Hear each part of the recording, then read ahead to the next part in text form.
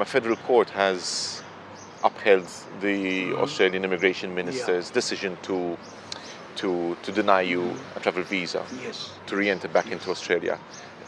What is your reaction, to the decision, and is there anything else that you or your lawyers are going to do about it? I'm very disappointed. As I explain now, I'm innocent in any charges they can throw at me. I've done nothing wrong. Over 25 years not being charged with nothing. Never been to prison. I always obeyed with the law, and being a leader of a motorbike club for 40 something years, only there because the respect and the decision, I'm against it, but there's nothing much I can do. There's nothing much the lawyers can do. It's very wrong, and I've been told by the lawyers it's corruption from high up, what happened in my case. So this leaves you with no other legal avenue to challenge the court decision. That means that you are stranded in I'm Malta. stranded here. I've been in Australia for 40 years, 47 years actually, but this is no steps, no more steps. The High Court, that's where it stops. How is it going to affect your life with your family? Your family is over there. Your business interests are in Australia. Well, I'm here, but my mind is over there. My business is over there. My family, grandkids, everything is there. So it will affect me. Thanks God that my son was with me. I gave him the power of attorney, and he takes care of my business for me. How are you going to meet your family? Are you going to be meeting somewhere halfway, in Asia? Are they going to come to Malta? They will probably come and see me, but the thing about it is, even my wife, she wants to come over. But I assure you, after a few months, she wants to go back because that's where the kids and grandkids are. So as much I'm separated from the family, if she'll come and spend time with me, she's going to be separated from the rest of her family. And this is what's all wrong about it. Very disappointed. A report by the Daily Mail in Australia said to have had obtained court documents which were basically used by the immigration minister to come down to the character assessment that prevented you from getting a return visa to Australia. It was intelligence gathered from the Atero task force, which basically said that you were the head of an outlaw motorcycle gang whose members had committed criminal acts, serious cases of drugs trafficking, arms trafficking. So quite serious stuff. We're seeing you over here in Mosta having a coffee with friends, but then stuff that you read in the news, would have you as the leader of what is effectively a criminal organization. So I mean, how do you reconcile these In two? all fairness, the Pope is the Pope. If a priest does something wrong, do they arrest the Pope for it? That answers it all. If the police commissioner, if a police officer does something wrong, do they charge the police commissioner? Why me? If I was with them guys, committed a crime, I will take the fault for it. But this is like a big family. If your son is away and done something wrong, shall the parent be charged with that? Okay, so how do you account for the fact that there's this association between criminality and outlaw motorcycle gangs? Listen, they have done investigations on motorcycle clubs.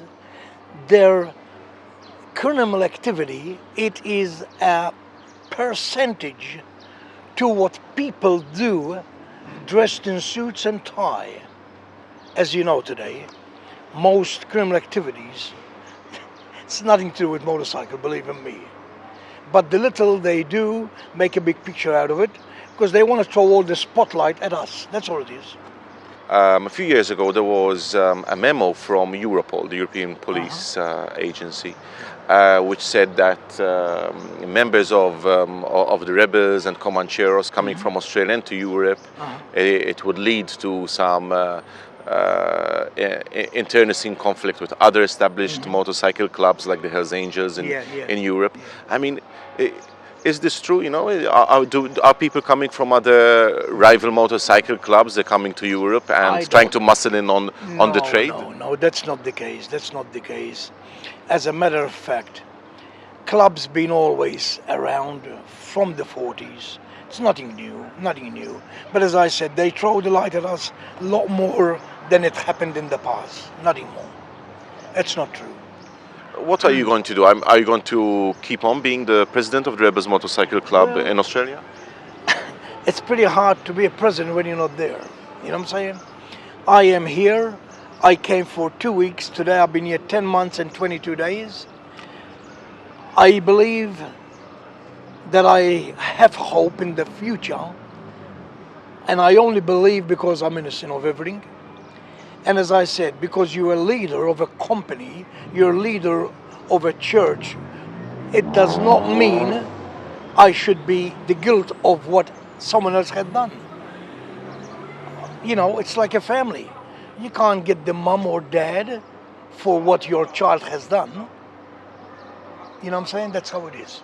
But can you stay on being the leader of the club from, being stranded over here in Well, Malta? that is up to the members. There's a vote every year.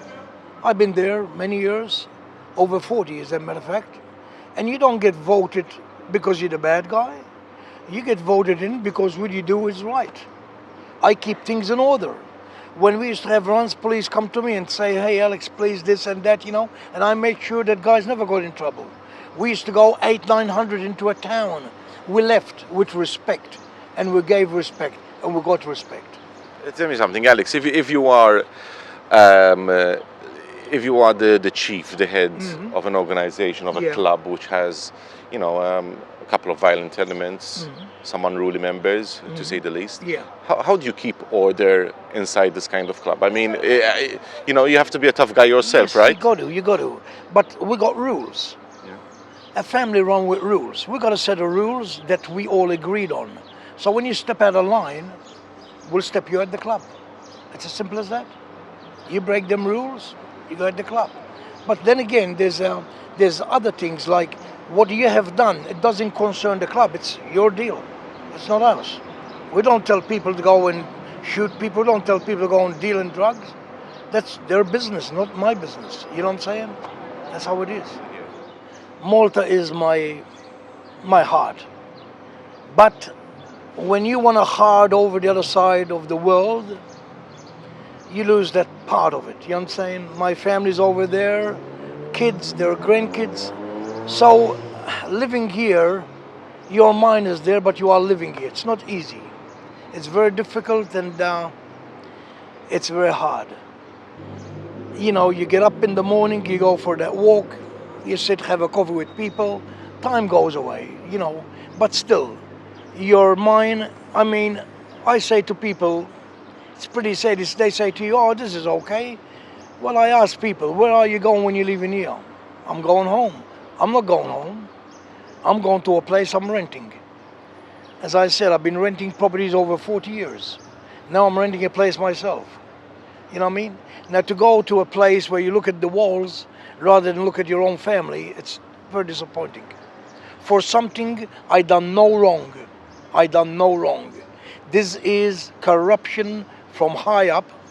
This is a lot of jealousy and a lot of hate.